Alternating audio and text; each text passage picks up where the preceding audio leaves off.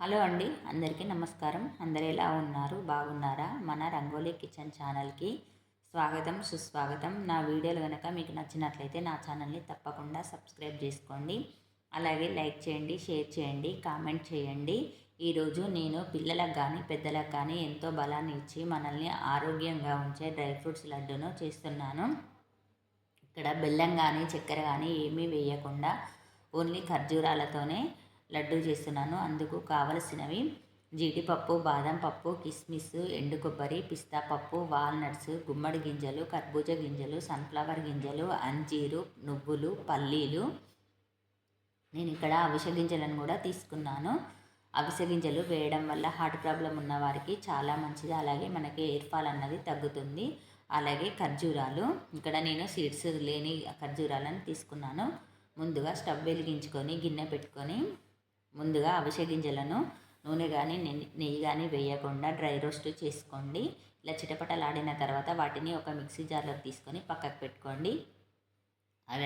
అలాగే అదే గిన్నెలో నువ్వులు, పల్లీలను వేసి కూడా డ్రై రోస్ట్ చేసుకోండి. అవి కూడా చిటపటలాడిన తర్వాత తీసి పక్కకు పెట్టుకోండి. ఇప్పుడు అదే గిన్నెలో పిస్తా పప్పు, వాల్నట్స్, గుమ్మడి గింజలు, కర్బూజా గింజలు, సన్ఫ్లవర్ గింజలను కూడా వేసి వేయించుకొని పక్కకు పెట్టుకోవాలి.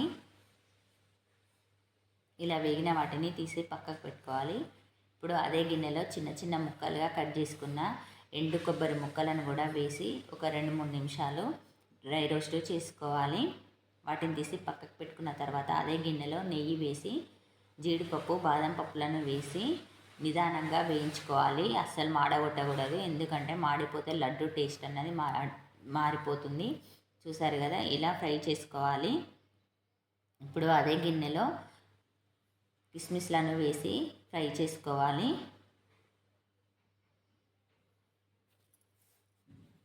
ఇలా ఫ్రై అయిన వాటిని తీసి పక్కకు పెట్టుకొని ఒక 2 నిమిషాలు అంజీర్ను వేసి కూడా ఫ్రై చేసుకోవాలి. ఇలా వేరుగా వేయించుకోవడం వల్ల దానికి సపరేట్గా ఉంటుంది. మనం పౌడర్ చేసుకున్నప్పుడు చాలా మంచిగా వస్తుంది. ఇప్పుడు నేను ముందుగా అవిసె గింజలను పౌడర్ చేసుకున్నాను. ఎండు కొబ్బరి ముక్కలను కూడా పౌడర్ చేసుకున్నాను. పిస్తా, వాల్నట్స్, గుమ్మడి గింజలు, కర్బూజా గింజలను కూడా పౌడర్ చేసుకున్నాను. ఇక్కడ జీడిపప్పు, బాదం పప్పులను మాత్రము నల్లగొట్టుకుంటున్నాను, ఎందుకంటే అన్నీ పౌడర్ చేసినాం కాబట్టి వీటిని ఇలా దంచుకొని వేసుకోవడం వల్ల పలుకులుగా ఉంది. మనం లడ్డు తిన్నప్పుడు చాలా టేస్ట్గా ఉంటుంది. చూసారు కదా, ఇలా అన్నిటినీ నల్లగొట్టుకోవాలి. ఇప్పుడు అంజీరు, కిస్మిస్లను మిక్సీ పట్టుకోవాలి. అలాగే ఖర్జూరాలను కూడా మిక్సీ పట్టుకోవాలి.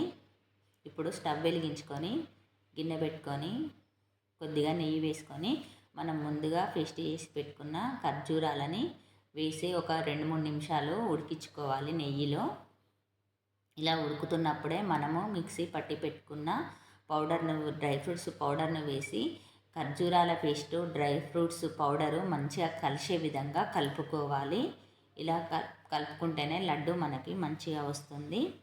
వేడిగా ఉన్నప్పుడే కలుపుకోవాలి.